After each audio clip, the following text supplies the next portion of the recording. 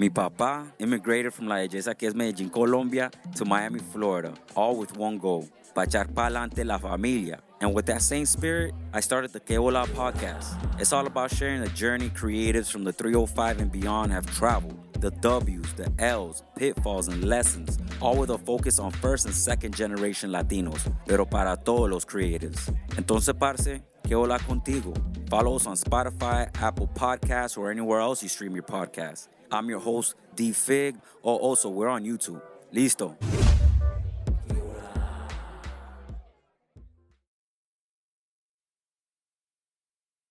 Hey everyone, this is DJ. And this is Ish. And this is Season 5 of Pero Let Me Tell You.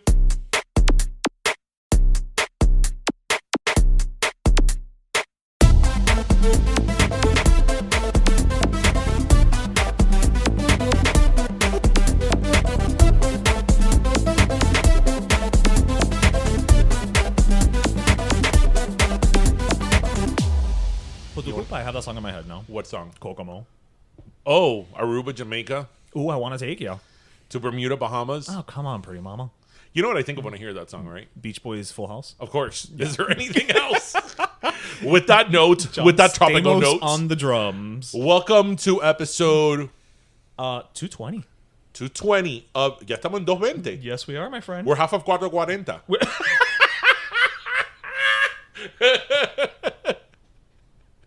Quisiera ser un pez para tocar mi Come nariz mierda. en tu pecera y hacer burbujas de amor por donde quiera. Yes, I guess we're I don't know Okay, which half, but seriously, yes. welcome to Pero Let Me Tell You, everybody. Yes. How hope everybody had a good week. ¿Qué te iba a decir? I don't know. I mean, seriously, 440, Juan Luis Henry 440 was the shit. Like They still are. I mean, no, they still are, but I'm telling you, Yeah, that album, Bachata Rosa. Oh, I mean, so good. the hits, like, Even the B-sides were great. do I know the B-sides? Well, not the the non-singles. The non-singles. The thing is that my mother used to play that every Saturday They to ha- limpiar la casa. They had the mi tu mano viene, na, na, Oh my na, God, yes. na, na, na, na, na. A pedir tu mano, a pedir tu mano. Y, And of course, Bilirrubina. Me sube la bilirrubina Ay. cuando te miro y no te miras. Yes. That song is a jam. A whole song about the Billy Rubin. That song, if you're over, I don't know, 50, that was your jam in the day. It was. Because I remember we were kids when that song And that came was a out. jam. That was like the song that when you went to Los 15, that when they played, everybody got up to dance. Yeah. That was like the first song after, like, cuando ya terminaba la comida. Right, when they would actually Because they start needed to get you everybody to the dance the floor. civilian dance. Right, yes, the civilians, yes. No era yes. parte de la corte. No, once the court was done, yes, the civilians. Okay, people, we are going to talk about Queen Elizabeth. Don't worry. Don't worry, But, we'll get but there. We're starting with this. I mean, yeah. But my favorite was Burbuja de Amor. That's such a good song. I remember when I loved that song as a kid. And I remember everyone would be like, esa canción tiene doble sentido. And I'm like, ¿qué es doble sentido?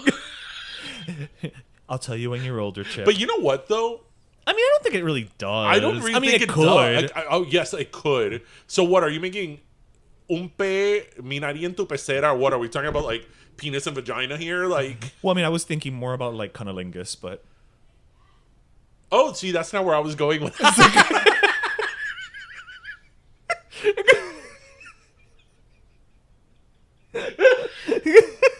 That's like, okay, you know Although, what? if you're making bubbles down there, something's wrong. You know what? I'm really, really bad at that. Yes, you are. Because I remember... Oh my God, are we going to talk about Britney? No, well, if you CK me... Yes. Oh, you had to explain it to me.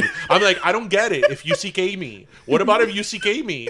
She Like, CK where's me. Amy? Where's Amy? Like, and you're like... And mind you, it says it in the song. And I'm like, okay, spell it out. And you're like, if you CK me, okay, like, say it slower. If you CK me. And I'm like, okay, don't you... Like, no, who's she looking for? It's I'm like, no, you know what? IFSEEK Amy. Yeah, you're not good No, at that. but the one that... When the Weekend song came out, I Can Feel My Face when I'm with Oh, you. yeah. That I'm like, oh, he means like, you know, you make out with somebody so hard that you can't even feel each other's face, right? What kind of... And you weird- were like, he's talking about cocaine. And Yeah. I'm like, oh. What kind of anesthesiologist are you making out with? I don't know. That's... And then there's What's Your Flavor by Craig David, which I can't even say. on the podcast what I thought he was talking about. And I don't know if it was you or somebody else. He was like, he's just talking about like the girl's vibe, like her vibe, like what she's into, her mood. And I'm like, oh, I was thinking something a lot more. So for that, you went down. For there, I went down. You went down, yes. but not for Bubos de Amor. No. No. Okay, got it. Quisiera ser un... And then, what's the one?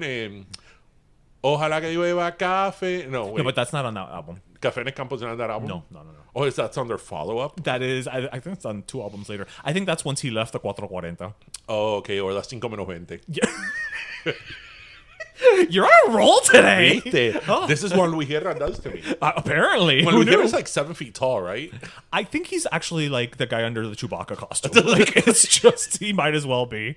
I love it. Niagara en bicicleta.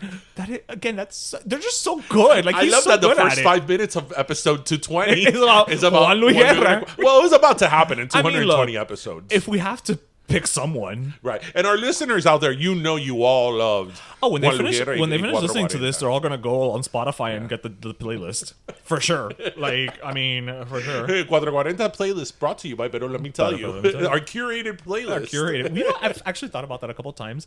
Look, it's a little intensive, but I was like, we should curate like a little playlist for every episode we do. But I don't have the time for that.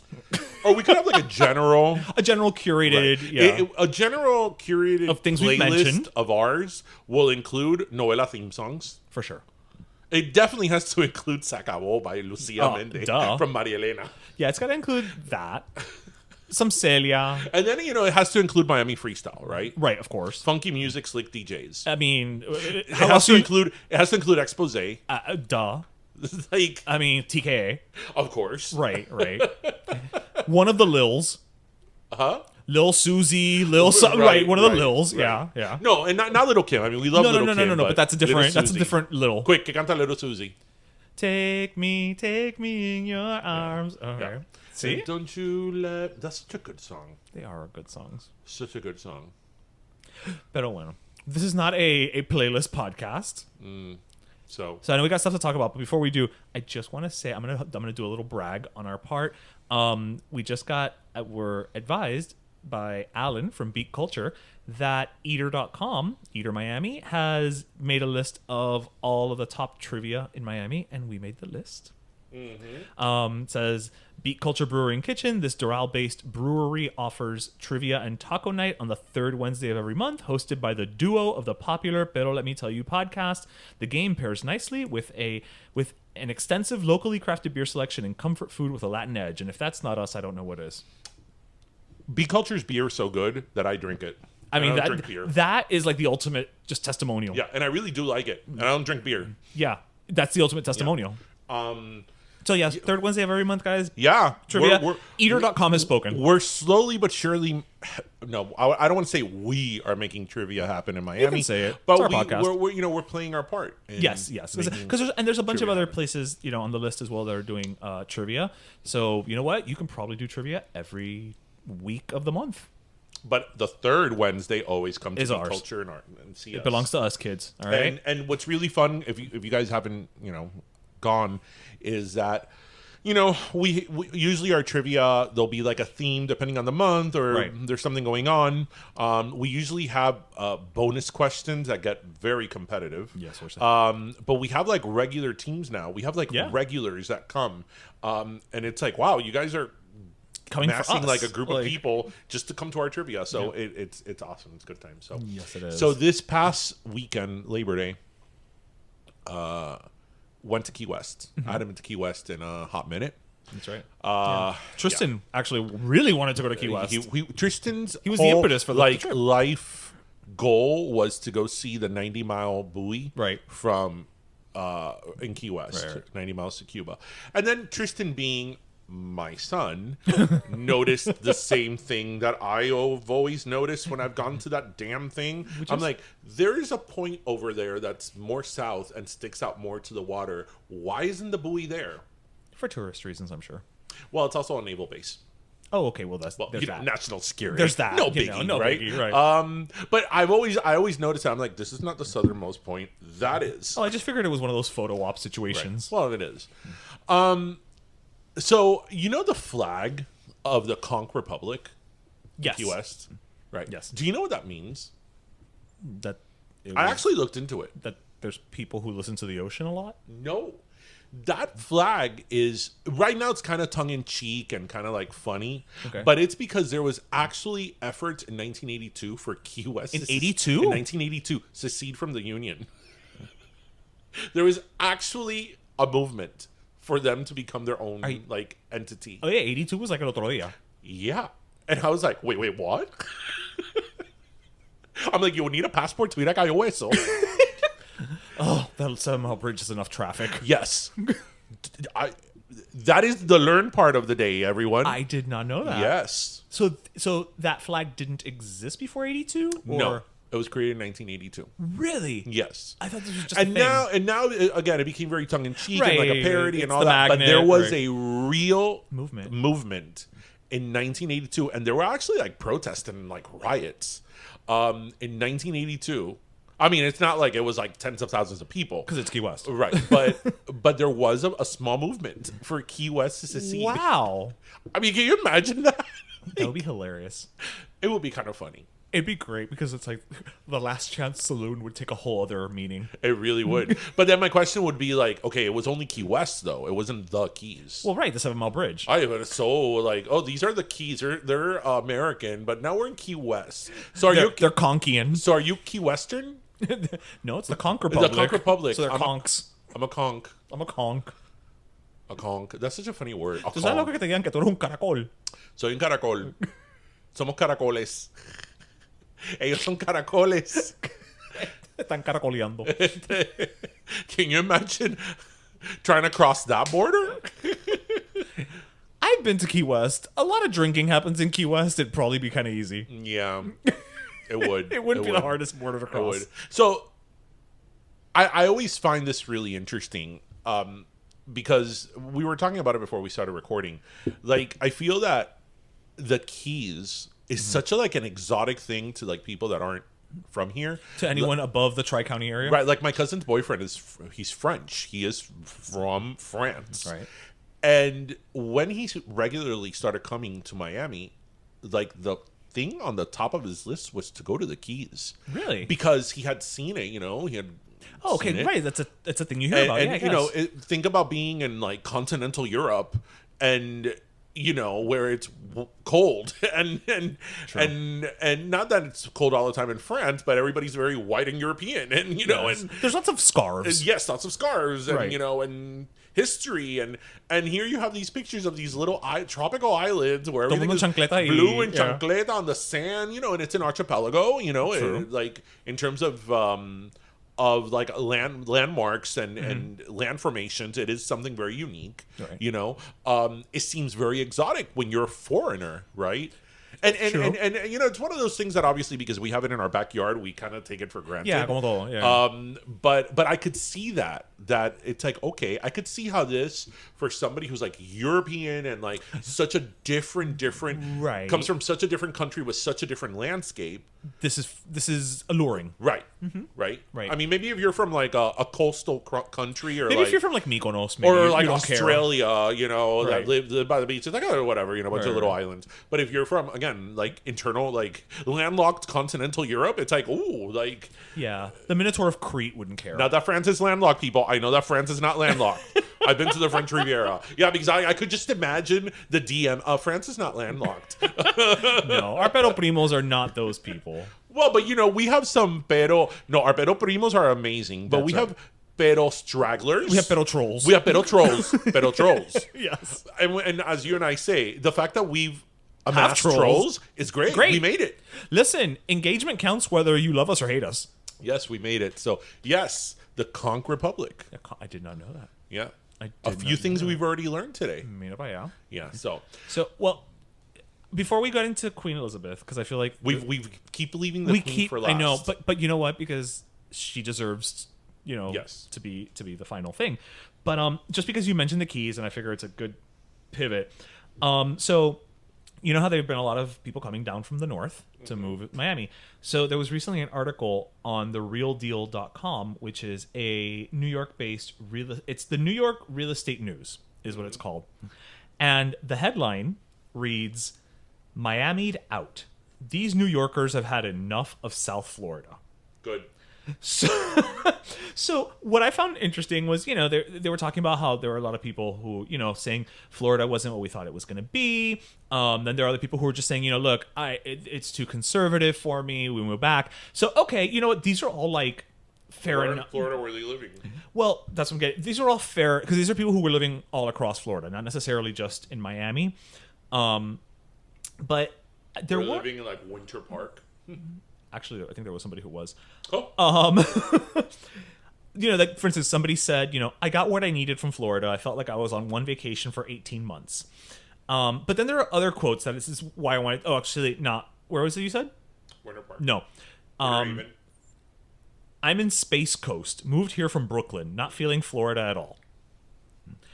Another one. I'm from Staten Island. I'm in the same boat. Listen, if you prefer Staten Island to Florida, the problem is you. Another one said, the people aren't nothing you've ever seen before. The traffic is insane, she elaborated, adding that the food, quote-unquote, sucks.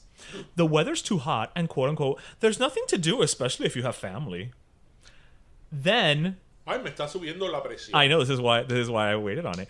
And, so yeah, again, there goes, some people are politically active, so they're leaving, where, oh my god, there was one more. A lot of us are just Miami'd out. There was one that pissed me off, and I'm looking for it right now. Damn it. Well, no. But that's the gist of it, is, that people have essentially are leaving Florida and they're going back to New York. And like, there are people talking about how, like, now there's certain, apartment buildings that they've done for showing that the line wrapped around the block in New York and people are paying, over asking or whatever.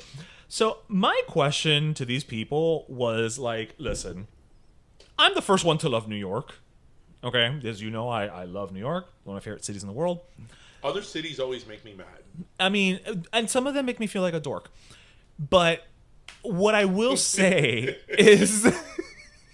Okay. What I will say is, what the fuck is your problem, people?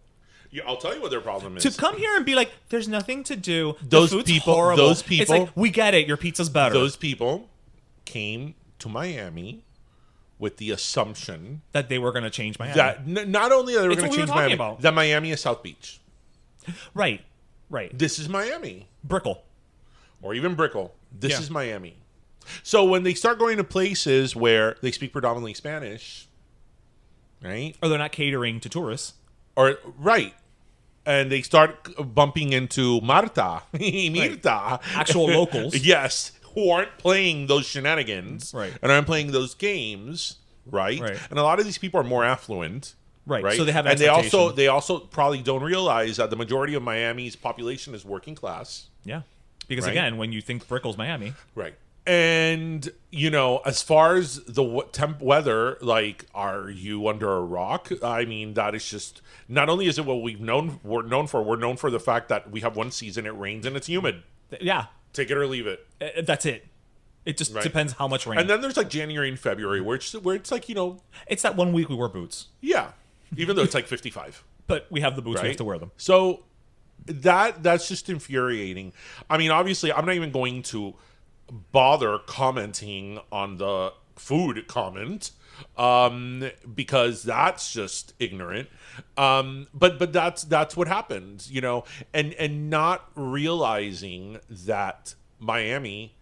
It's sort of, And again, they used Miami, but they were talking about Florida overall. Right. So Well, pockets of but it's Florida the were same fine, thing. but- It's the same. Not realizing that Florida as a state is multidimensional, because that saying that we say here in Florida, Right. which is very true, that the more north you go in Florida, the more south it gets, Right. is very true, Right. right? Because South Florida is a microcosm. And it's very different from the rest of the state, from the rest of the country. Then the pocket middle of of the Orlando. state, you have Orlando, which is catered to a very specific demographic in terms of tourism. Right.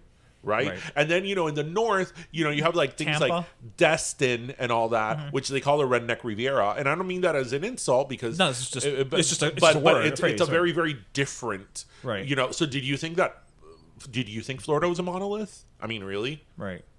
Really? Or did you think that Florida was where people, as I've heard a lot of people say, which pisses me off. Oh, that's where people go to die. Because that's where people retire to, right? It used to be, right? Right. So that's those are very ignorant comments, because that's sort of like someone going to New York.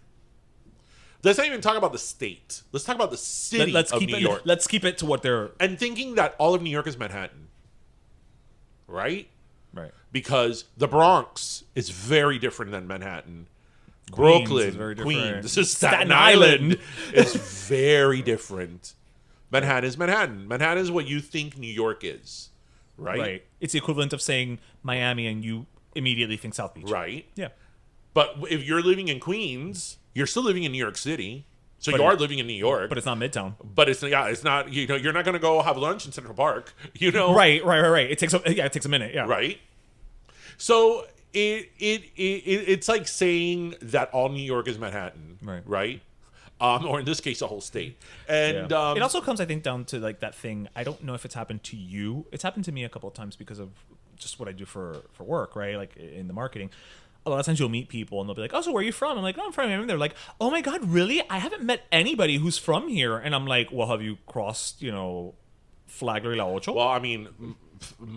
Because I when people would say that to me, I would be like, well, I mean, all of my family and every friend that I have is lifelong. We're all born and raised here. I would throw at them, metropolitan Miami has like 5 million people. So, I don't think you've met them all.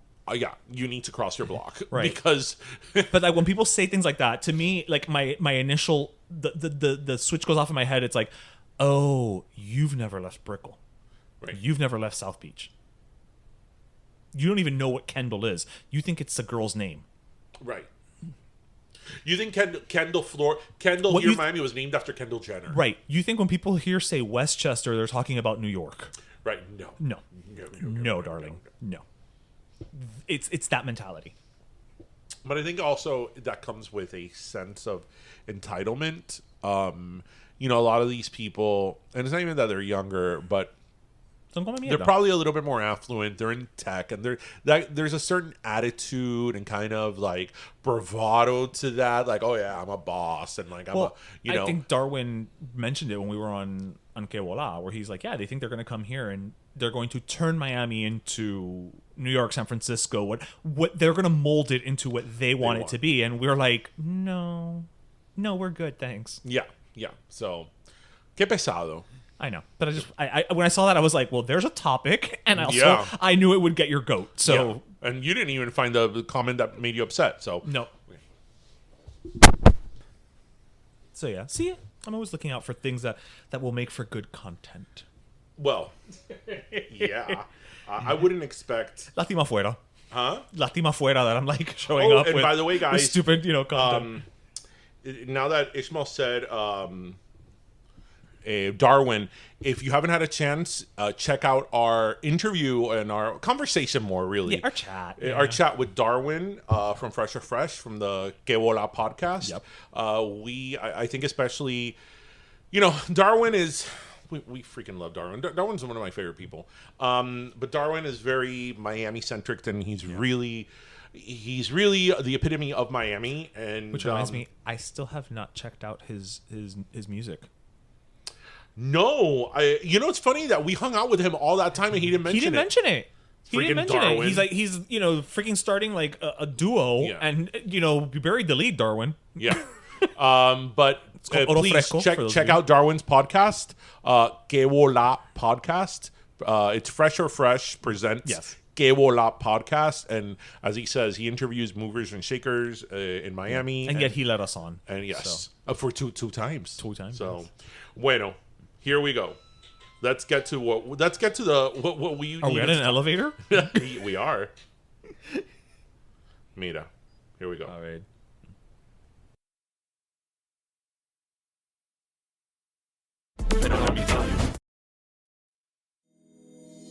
Oye, mi gente, Ish here with a great new zero-waste refill delivery service que lo tiene todo. Pantry items, personal care items, cleaning products, even some of your local faves, usually only found at the farmer's market. So what's this delivery service changing how you do groceries while helping save the planet? It's called The Rounds, and they're making deliveries in Miami, Philadelphia, Atlanta, and DC. They're like a modern day milkman. Bueno, if the milkman doubled as an undercover eco warrior. Most items, from almonds to pasta to dish soap, come in reusable containers. Once you're done, you just leave your empties in your tote bag outside your door, and the Rounds picks up your empties, washes, and reuses them, helping reduce those single-use plastics that are choking our landfills. And what's better than stocking your home while helping the environment and local businesses with the Rounds? How about getting 15% off your first order? That's right. Visit therounds.co, click join now, and use promo code PERO for 15% off todo in your order. Even if you order every item. Así que what are you waiting for? Head over to therounds.co to save 15% using promo code PERO on your first order. Sustainable, zero waste, delivered to your door, and 15% off. What more could you ask for? Start making the Rounds today.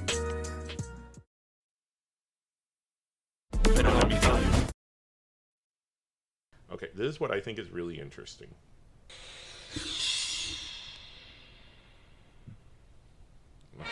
I was gonna say.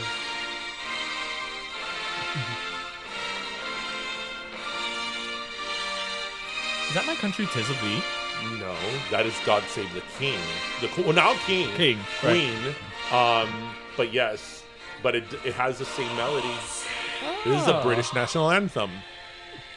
So let's talk about. Yes, We can't have this week's episode without talking about this. Lizzie. So before we get full like nosedive into the topic. So earlier today, we record on Fake Friday, which is really Thursday. Little secret, people. And actually, this is the reasons why we do because of this, right? Yeah, because yeah. stuff like this happens. Yeah, I mean, sometimes we have to record on a Tuesday because shit happens, with our personal lives, but we don't like to. Yeah, we don't like to. It's like, oh my God, the world's going to change in 48 hours before this we comes learned our out. lesson with COVID. Yeah, so earlier today, in the morning, they released a statement that her doctors were very concerned about her health. Yeah. And I mean, if you watch the news and you watch anything that has to do with Buckingham Palace, that was very, very out of the norm because they traditionally always downplay everything. Like, especially about her health. Right. I remember that Philip was dying, her husband, and they're like, Philip is fine. They're like, tiene un catarrito. And Philip was dying. Yeah. So when that news came out today, it's like, this is ending today or tomorrow. I thought that she probably either had died or she was on some type of life support, and they were waiting to get everybody there to do what they had to do. Right. But it was funny because this morning, actually, I was talking to Stephanie. I was going to say my friend, but it's Stephanie. We actually were talking on the phone, and we both were like, do it up.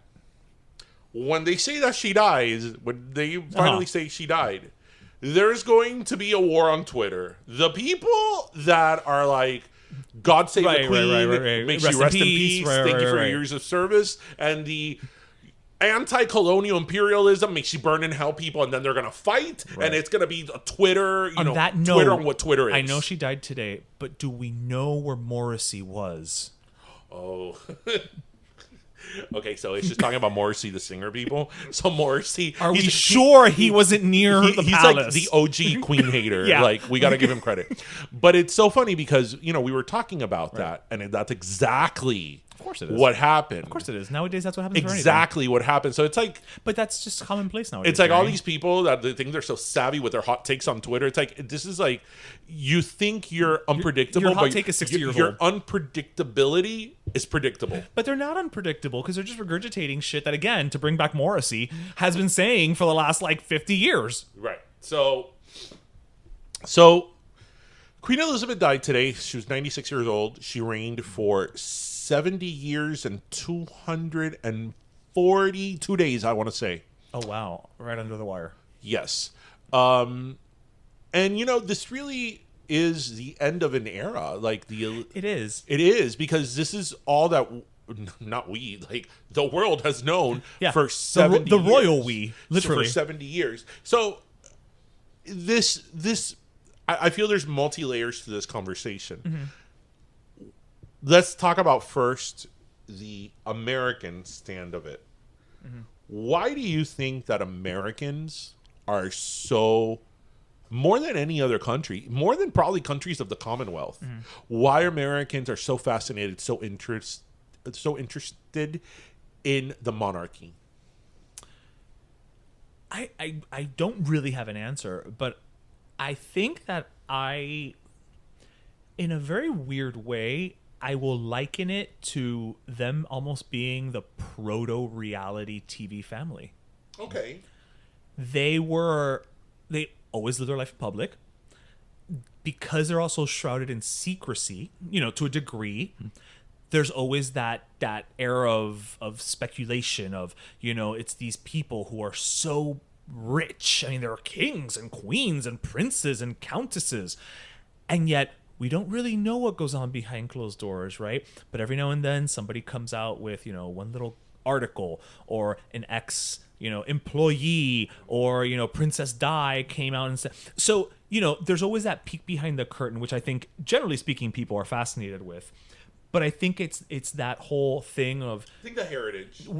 Yeah, but that's what I mean. Like, we like to see the rich and famous, and they are the ultimate version of that. Because I think that as much as we may say we're American, America, our heritage is, we share a common heritage. It's descended from we them. share common heritage, and even culture. Well, that's what I was going to say. Whether we like it or not, a lot of our culture deviates from British culture. Yeah. It just does.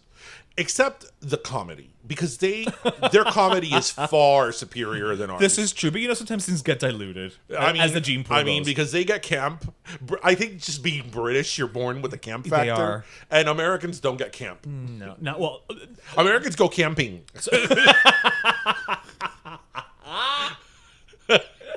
Touche, sir. Touche. I'm gonna have some biscuits with clotted cream. That doesn't sound good at all. Oh my god, but clotted cream is so good. It is so good. To begin, biscuits is cookies. Yes. Oh, we should have had our yes. I was biscuits are cookies. Yes. So you threw I'm me gonna off. have There's a scone, no? a scone. Yes, with clotted cream. Have you had clotted cream? Imagina that like 1 teaspoon of clotted cream has 50 grams of fat. It's pure it must be heaven. delicious. It's delicious. Imagina that it's richer than butter. My God. Yes. No wonder we're fascinated with these people. Yeah. So yeah, I mean, I think obviously there's a common heritage, and because we don't have a monarchy, we fought this whole little revolutionary war against the monarchy. We forget, or we don't forget, that as we said, a lot of our culture comes from them. And I think what you said is on point. There, there's a duality to the British family, to the British monarchy, because on the one hand, there is a lot of secrecy, as you said, but on the other hand, as you said, they live their life publicly. So it's like there's a duality to it. It's like, okay, we think we know, but we have no idea. They're the ultimate MTV diary. This is a diary of Queen Elizabeth. This is the diary of Fergie. Oh no! There's gonna be what is it? Toe sucking. There's so much toe sucking in her MTV diary. Oh god. And then Weight Watchers. Yeah. Anyway, so as I was saying, when we knew probably that this was going to happen, I was mentioning that we were talking on how like there were going to be so many differences of opinion, a mixed legacy on Queen Elizabeth, and it's one of these things that nothing is simple. Well, nothing's black and white in life. Nothing is simple except for the colors black and white. Things are nuanced, and that doesn't mean one is right and one is wrong. They could both be right. They could both have lots of points. Two things can be true at once. I think that as an American, even if we do have a common heritage with, the UK or British culture, I don't think that as Americans we're in the position to say, "Oh, down with the monarchy," because the monarchy means a lot to a lot of people. I dare you, Buffalo Wood. Since when has that stopped anybody? How many Americans don't tell us that Cuba's a communist paradise? Well, that's true. The American pastime is telling other countries what they're doing wrong. A lot of Britons really do love the Queen. They love her, right? They As a symbol cherish her as a symbol, as stability. right. You know, they really, really do love her. And I don't think that we or anyone should question a nation, a culture, a people's devotion to whomever, right? Especially if they love her. I don't think we are in the position to say down with the monarchy, right? As archaic as a monarchy could be. Mm-hmm. I also think that the criticism of a lot of people, whether it's people, I don't mean black necessarily as African American, but descendants from African countries, right. or indigenous people, or Irish, I think that they have grievances that are very valid and very, very important because, you know, I know that today the whole colonialism. You're a colonist. Yeah. He's a colonist. It's a catch-all buzzword right now. Right. It's thrown around now. Like who's gonna say that 5 years ago that the word colonist and colonialism was gonna be like, you know, an everyday thing. Trending, exactly. Yeah. Perfectly said. Yeah. Trending, right? But it is true. I mean, it is very true. And the remnant of colonialism is something that a large part of the world still deals with and struggles with. So I can't look at those people that have their grievances of her, and tell or of not only of her, of the symbol of the monarchy, the system. And be like, no, you need to get over it. No. You know. Now, what I don't think anyone should do is be cruel and be like, I hope she burns in hell. You know, like, right. There's it a way. Literally just happened. There's a way that you could say things, right, without having to resort to that, right? But you can't dismiss a large percentage of people, their grievance against the institution of the monarchy, because England, the monarchy, or the British, the institution did colonize a big percentage of the world. Yeah. And there was a lot of harm caused because of that. And I think that you just can't dismiss that because you love how pretty and pristine the monarchy is, right? So I think that it's, you know, they always say like, oh, maybe this is not a good time to talk about it. But, you know, it is true. When do you talk about it then? Well, but I think maybe give it more than an hour and a half. Right. But again, there's respect, because I saw things on Twitter today that it's like, wow, like, you know, you must have a lot of like anger and hate in your heart to even if you are against what this means, to talk about this the way you're talking about it, because. But I've always said, I wonder how many of those people actually feel that strongly, or how many of them are just trolling. Again, there's a duality to everything.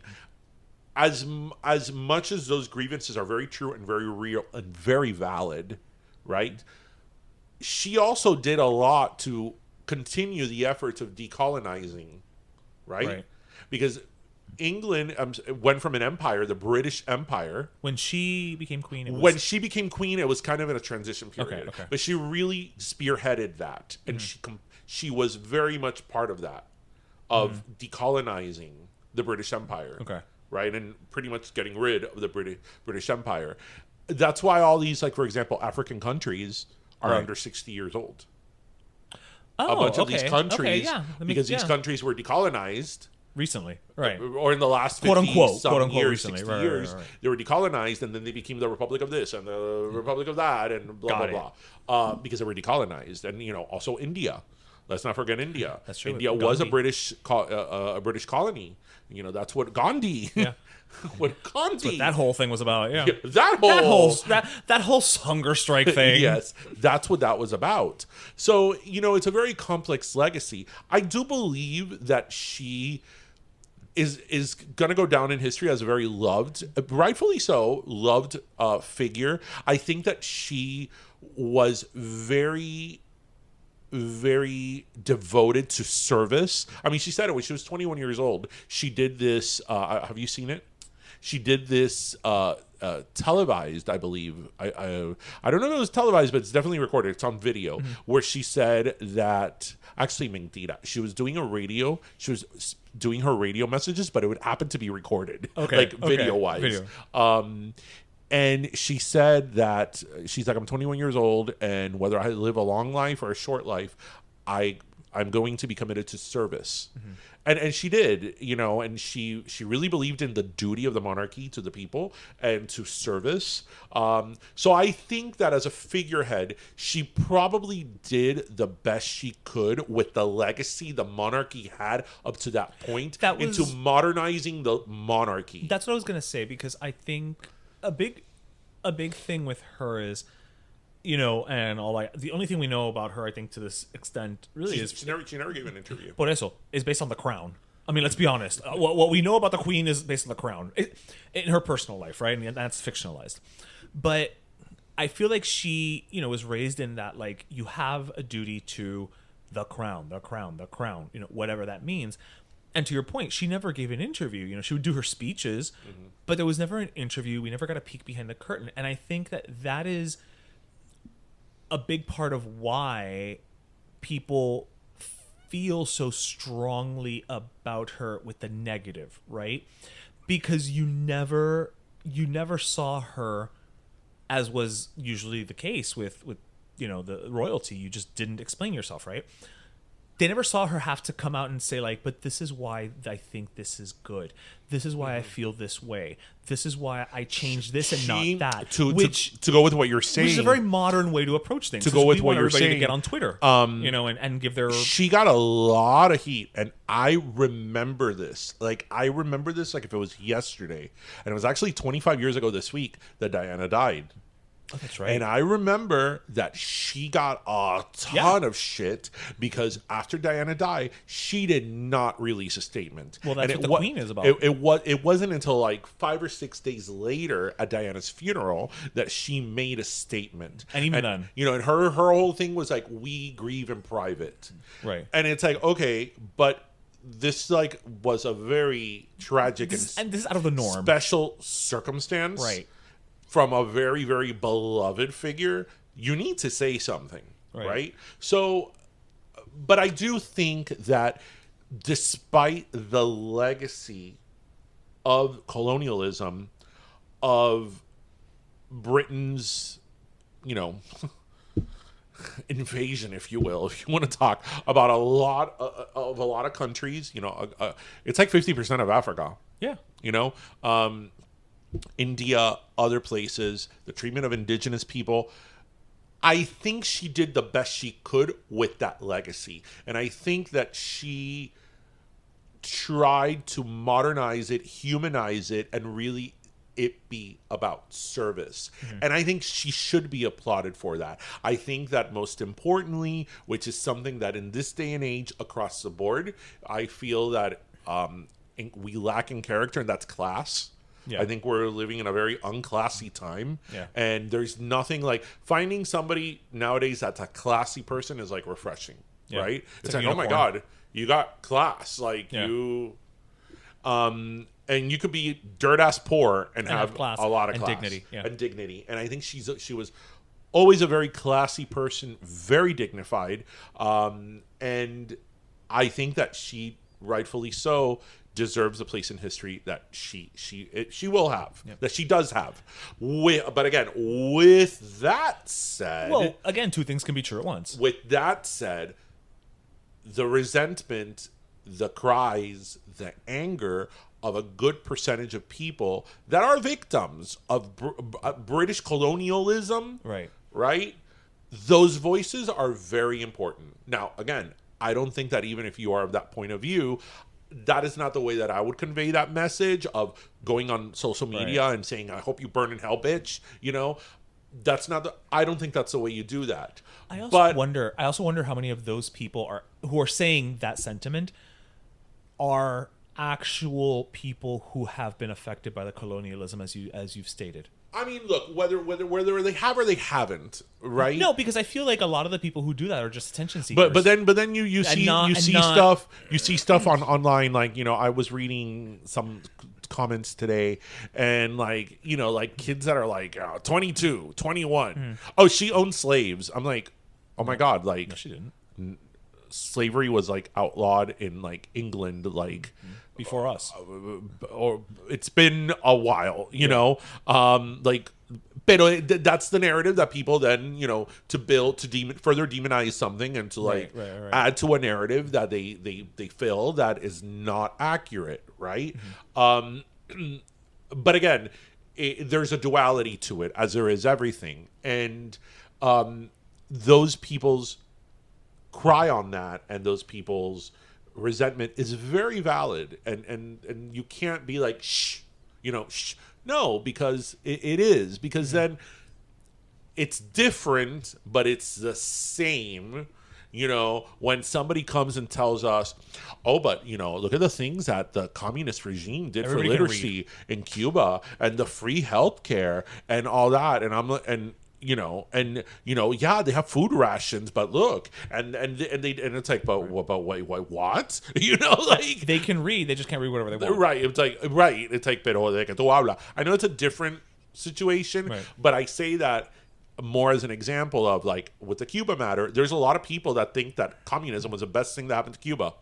Right? And we are like, pero de que tú hablas, like what? That's not how that was, you know. right. And we are still reeling from those effects. Again, I know it's not necessarily an It's not apples to apples, but right? it's... But it's that you always got to hear other people's take on it. But yeah, it's like, wow, 70 years, like, that's insane. Let me ask you something, because I mean, she was. And by the way, she is not the longest monarch of all time. Really? I thought she is the longest in England, in the UK, okay. British monarch. Okay. But she's not. It's actually Louis XIV. Louis Really? XIV of France ruled for 72 years. Oh, so he beat her by 2 years. Yeah. Well, yeah, people became kings younger then. Yeah. But you know what? In her lineage, nobody's beating her anytime soon. Oh no, yeah, Because ya tiene una pata. Charles is His 70s. He's in his 70s. So let's say that he lives as long as she did. We're talking about 23, 24 years. More or less. By the time that, let's say, he would die, William will be in his 60s. Yeah, 'cause he's about our age. So let's say that, you know, he has 35 some years. Let's say, again, they all die in their 90s. Yeah. Then by that time, his son will be in his 50s. Yeah. Probably in his late 50s. Yeah. So the thing is that she became queen at 25 Yeah, by accident. by accident, but she was 25. No, right. But So- it's by accident of birth or of time.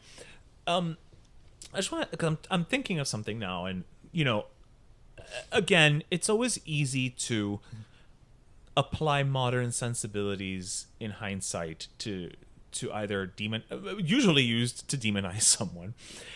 And it's funny because today, actually, it's my grandmother's 91st birthday. So I'm thinking in terms of, you know, her and Elizabeth were of the same generation, where I think that, to what you were saying earlier, change came a lot slower.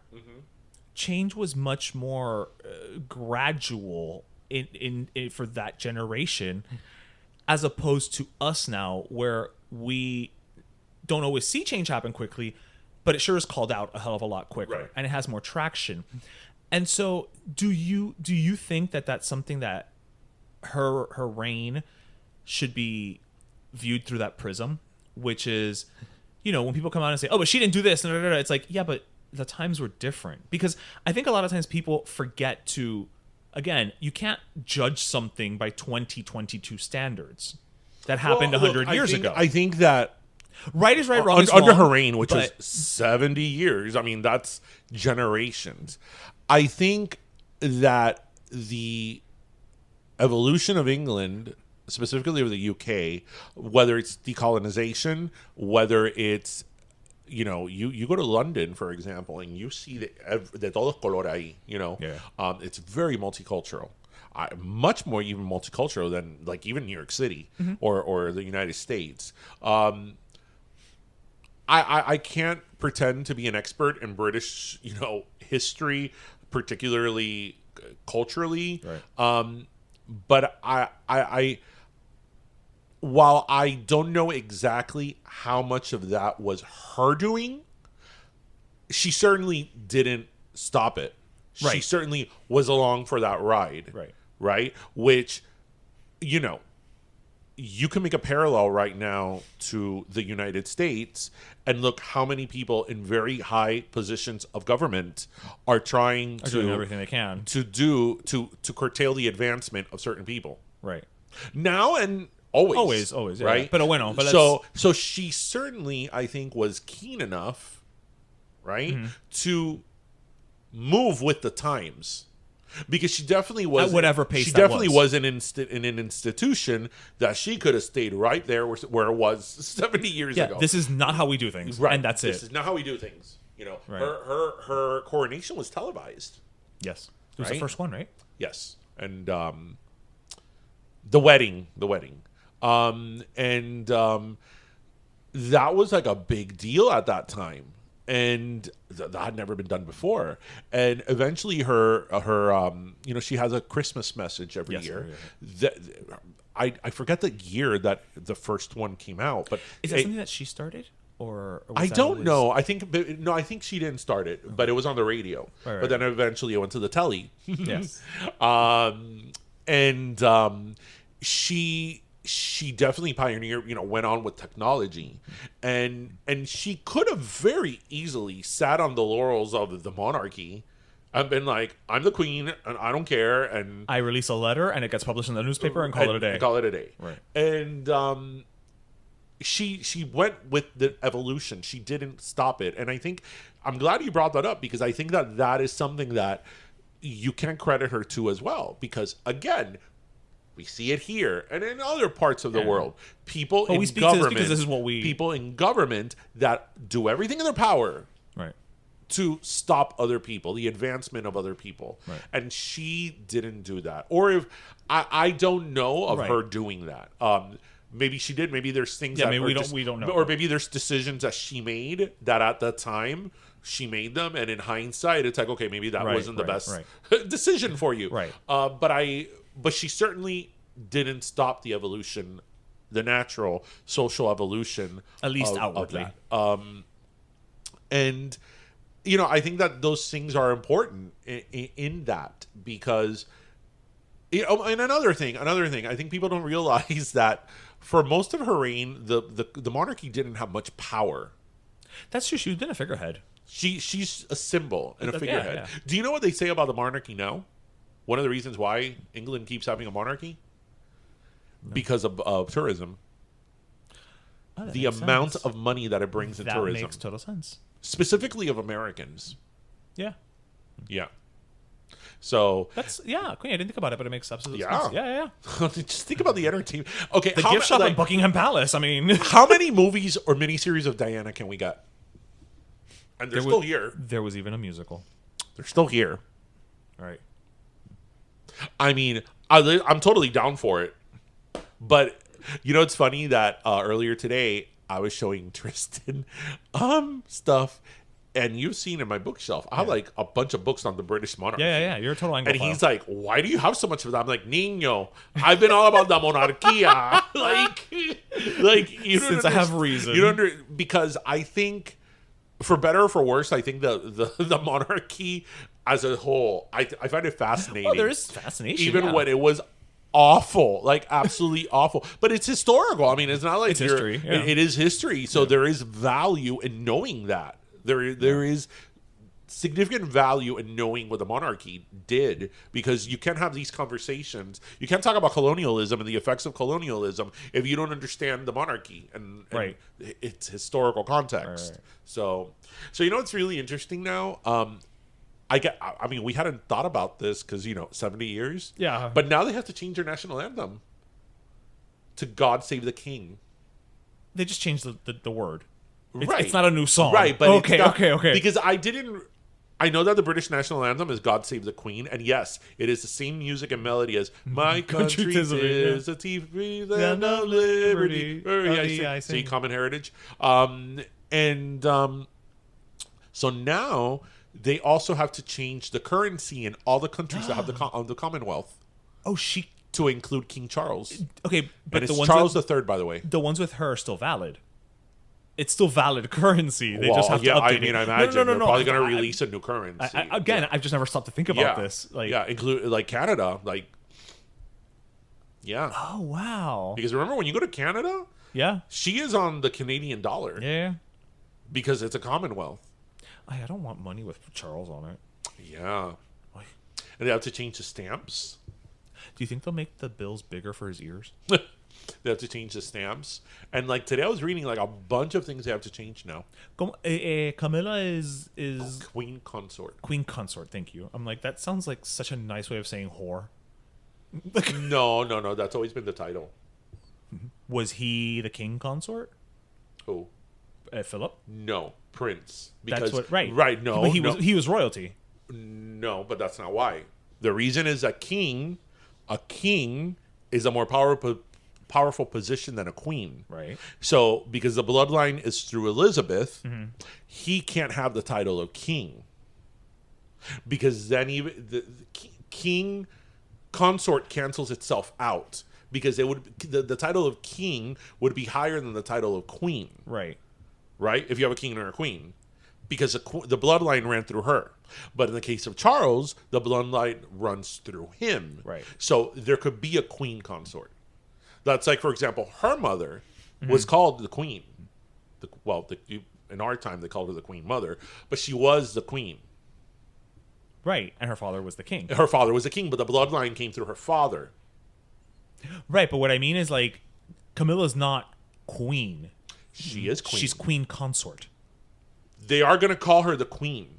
Oh, okay. But because I've seen just them calling her queen consort, and I thought that was like a technical demotion, Right. Because of her she situation. is. No, but the term queen consort has always existed. Like Queen Mary.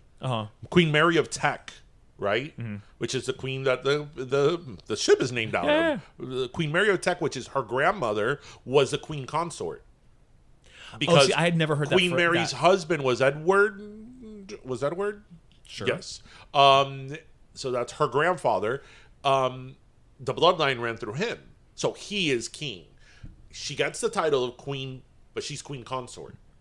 So I had never heard the consort part. Yes. Okay. Yeah. I thought that was one of those things where it was like because she's the second wife and No. that they kind of no. But what you're saying though, there actually was sort of like a little asterisk to that because when Charles and Camilla got married, there was always a question if she was going to get the title of queen. Okay, I know I'm not right. Okay, so I'm coming queen. from somewhere. Okay. But she actually, Elizabeth, said that she wanted her to have the title of queen. Okay, so Elizabeth made it okay. Yes. So because I don't think that had happened before. Okay. Right. So So yes. No, because when Wallace. Yeah, but they weren't married. They were married and They were married when he was king. no. Because he abdicated. After He like a year. abdicated to marry her. To marry her, yeah. He abdicated like after a year. Yes, so she will become queen consort. I saw a meme today that was hilarious that said, Camilla is inspiration to all side chicks. You eventually can make it. You know what? Dream big. You know what, though? Dream big. So, actually, it's funny because Camilla was the side chick, but she was there first. I'm kind of team Camilla. I know this is going to upset a lot of people, and it's no disrespect to Diana. Is this the controversial part of the episode? No, because you know what, though? They were together, and they loved... That's what I'm saying. Saying that what they did was right. I'm not saying that how Camilla treated allegedly, Right. how Camilla treated Diana was right. I'm not saying that's right. That was fucked up.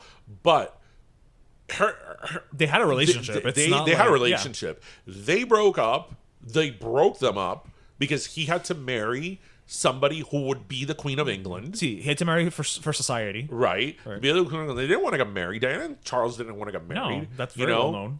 Right. And yes, he did cheat on her, which is not fun. It's not right. But they were put in that situation. Right. And that doesn't give him or her a free pass, but he was put in that situation, and they got married. So It's not like he was cheating on Diana con una cualquiera. Like, he just met. there is awkwardly a story of true love. Sure. Do you know why I honestly, do you want me to give you my real opinion? You know why I think a lot of people don't like her? Because she's not as pretty. Yep. She's dowdy. Yep. She's frumpy. I think that if Camilla would have been Listen, boom, if Camilla would have danced with John Travolta, we'd all be okay. if Camilla would have been a freaking beauty, and I don't mean this as an insult to her, Right. but would have been like, a showstopper, I think people would have been like, oh, mira, look at Camilla. They would get it. They would get it. And him too. Like, he's not... Right, but that's the thing. People look at it to follow your through line. People look at it as like, wow, Diana is so much prettier than Charles. He married up, right, aesthetically, Right. and he left her for her. Yeah. It's And there's that- so many double standards with the monarchy and the press and all that. Porque mira, ahora mismo with this that happened, Kate, Duchess Kate, Yes. William's wife, allegedly stayed home with the kids. Okay, great. That's understandable. Can you imagine if Meghan Markle would have said, no, I'm staying in California with my kids? They would have been like disrespectful. Demoness Meghan Markle. Yes. It's all about her. Rompehogar. And because there's a double standard. So, but it's like, look, whatever your opinion on the Queen is, this was history. Like, this is like a huge historical moment because, this is like, She's been the queen as long as we've been alive. we. Well, it's our show. We're gonna talk about ourselves. As I told Tristan today, I'm like, did you realize Queen Elizabeth became queen when your grandmother was 2 years old? Wow, Yeah. that's perspective. Yeah. Oh, little baby. As I eat my chocolate. Oh, yeah, So- you're right. Wow. I have to say, I think it's hilarious. The video that went, of course, viral today. Well, it was already viral. Sorry. I got to bring Trump into this. Trump visited her. Have you seen the video? When it happened, I probably did, but Because you know what? All these heads of states, no matter what country you're from, obviously, they've had to they're be protocol. advised. They have counselors on how to treat the head of state, on Well, what there's to do, protocol. what their customs are, whatever. Right. You could tell that in that White House, in that administration, ahí no había ningún whatever. That's sort of. I think we talked about this in the podcast. I forget which was it. South Africa. I forget which country in Africa Melania was visiting. That I remember when I saw her. she wore like the colonial. She wore a hat that was from colonial England, Right. from colonial Britain, and I'm like, she looked stunning, but I'm like, You have advisors, that is not what I would have gone with, Melania. right? You have A hat advisors. that symbolizes the You have advisors so that even if you don't know, right. it's someone's But job. those people were probably like, "Fuck that, we do what we want." Be like, this is gorgeous. But I think it's so funny the video of Trump just walking in front of her, like he completely walks in front of her. She's yeah. kind of like, I haven't seen somebody's back in like almost 70 years, Mr. Trump. That's great. I haven't seen somebody's back. And she's kind of like, there's a moment that she's like, can She's you come like, here? she's like, no, sir. He just walked in front of her. Walked in front of her. Like, nothing. Like, that's hilarious. It's very telling. Yeah. So, bueno, I think it's last soda time. Yes. So God save the queen. God save the queen. So do you have your last soda ready I to don't, go? but you could go. All right. So my last soda, it's actually, again, sometimes we do these odd last sodas.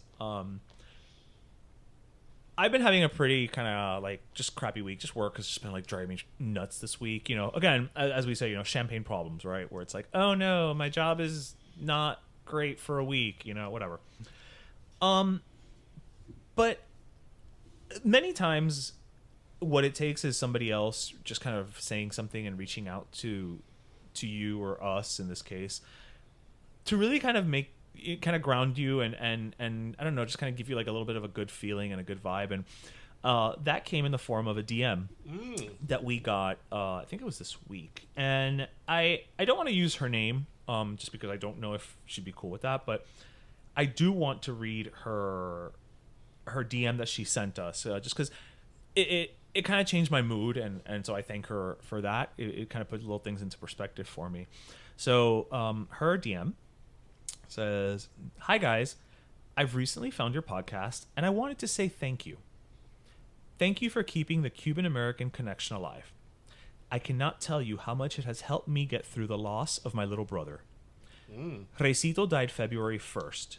He was only 38, and it has shattered us. We were born and raised in Hialeah and came from a really small family. The majority are still in Cuba. Reycito was more cubanazo than any of us, and we were always joking around about being straight out of Hialeah and the things only we know because we are Cuban-American from there. I so miss banter and the charrazos of our culture and making fun of our parents and the funny things they said and say. Listening to you guys go back and forth con la jodería that you do connects me with him. I'm not sure you know that you don't just entertain, but what you offer gives people of our generation that little Cuban love we never want to lose. Oh my God. Un abrazo y gracias." That DM, and again, I'm not saying her name because I don't know if she'd be cool with that. Oh my God, that is amazing. Thank you so much. And I replied back to her, sorry for her loss, but thanking for those words. And it's like I said, those are those things where it's like, here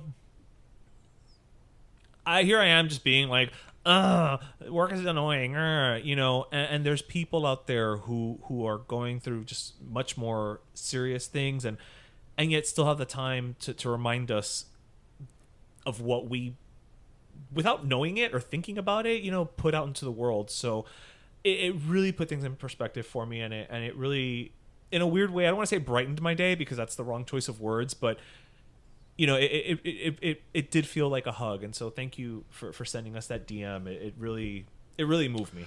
Oh my gosh, that's awesome. No, thank you. That was great. Oh, that made my day. Yeah. Like, I'm about to start crying. Like, it made my day. Yeah, as we always say, we have a lot of fun with this, and we have a great time, and it's given us a lot of opportunities, but we never take for granted, you, the listener, and that you take the time not only to listen to us, but that so many of you, from DMs like this and messages that we've gotten, like, invite us into your space, into your world, and you listen to us, and at the end of the day, that's what we like to do. Just spread a little warmth out there in this. It's not lost on us that we do it, but we're not so full of ourselves that we think about it. You know what I mean? Right. Like 5 years in, we still get those messages, and we're still like so humbled about it. Like, oh my God, like thank you so much, thank you so much. Like you. It's not that we forget there's listeners on the other side, but you sometimes. That's not why we do it. But you sometimes forget is not the right word. You sometimes don't realize the impact that it can have. Yes. On people on the other side that are listening to you. So. Thank you so much. That's very, very nice of our listener. So I'm actually going to go with like a really good feel-good last soda. So have you heard of a video that went viral this week from Tariq, who loves corn? Okay, so I've heard about it, but I haven't seen the video. Okay, so it's a video that went viral. And, for those of you who can't find it, just put Tariq, Tariq, corn. Okay. So pretty much it's just a video that went viral of him. It's like a montage video. Okay. It's a kid, right? A little kid. He's the unofficial corn ambassador because he sort of went to the Corn Palace in South Dakota. Did not know that was a thing. But now, if there's going to be a Corn Palace, it's going to be in South Dakota. Fair enough. That guy thought there wasn't a lot of things to do in Florida.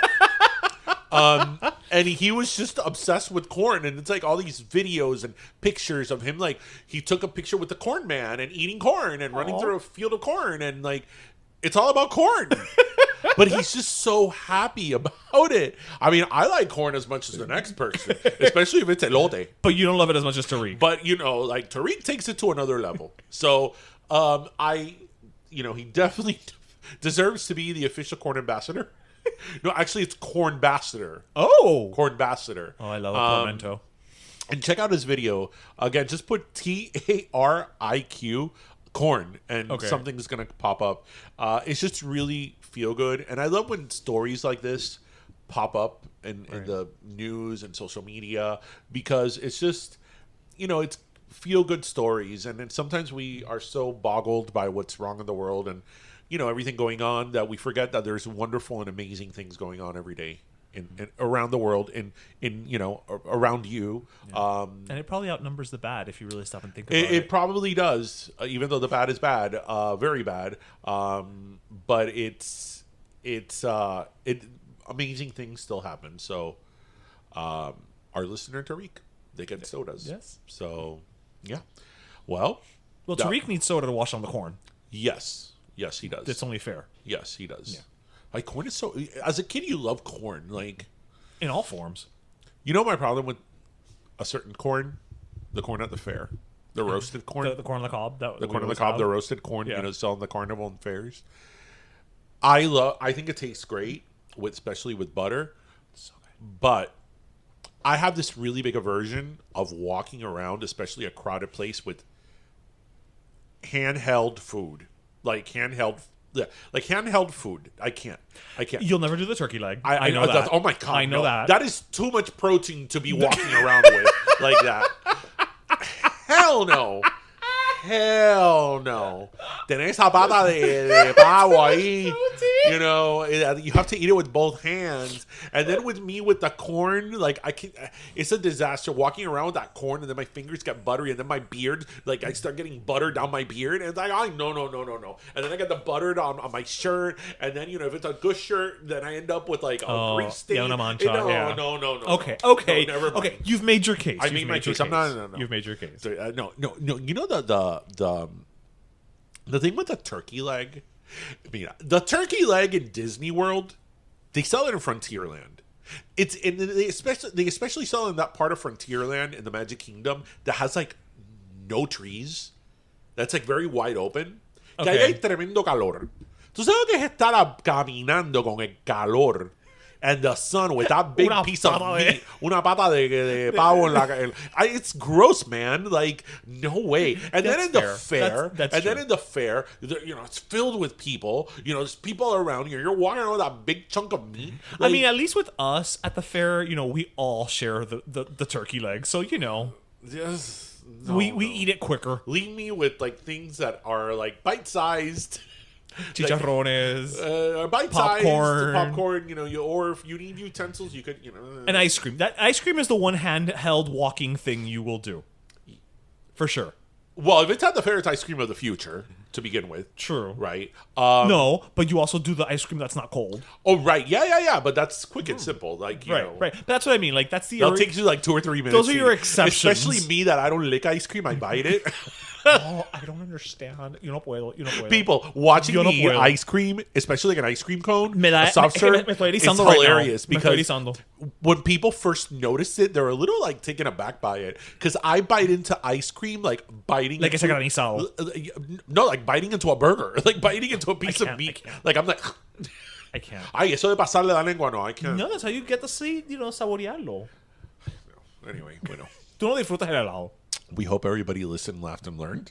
And as always, grab your pastelito, your croqueta, and your cafecito.